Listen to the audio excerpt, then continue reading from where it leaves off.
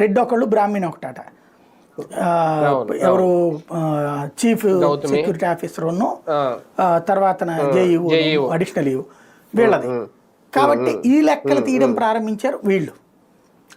కాకపోతే ఒకటి పవన్ కళ్యాణ్ అడిగిన మాట కరెక్ట్, ఏది క్షమాపణ చెప్పమని అడగటం, వాళ్ళు బాధ్యత వహించాలి అంటే యాజ్ ఫర్ నామ్స్ అయితే బాధ్యత అంటే చంద్రబాబు గారు చెప్పినట్టు బదిలీ చేయాలి, లేదంటే నైతిక బాధ్యత వహిస్తే రాజీనామా అంటే చైర్మన్ చేయాల్సి ఉంటుంది.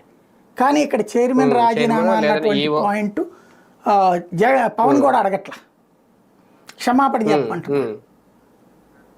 కాబట్టి క్షమాపణ చెప్పండి అంటే ఈయన చెప్పారు కదా డిప్యూటీ అదే ప్రభుత్వం తరపున నేనే చెప్పినప్పుడు వాళ్ళకి ఏంటంటున్నాను.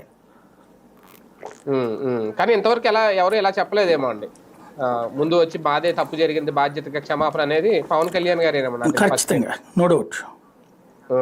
గత ప్రభుత్వ హయాంలో కూడా ఇలాంటివి చూసుండవు ఒక రకంగా. కానీ చైర్మన్ కి కొత్త చైర్మన్ అని చెప్పి లైట్ తీసుకోవాలా సార్? చైర్మన్ నిర్ణయాలు ఆయన మీద కూడా ఒక మచ్చ పడుతుంది దీని ద్వారా, ఈ ఘటన ద్వారా. బేసిక్ గా ఒకటి ఇప్పుడైతే ఫెయిల్యూర్ అనేటటువంటిది అందరి మీద పడింది ఆటోమేటిక్ గా.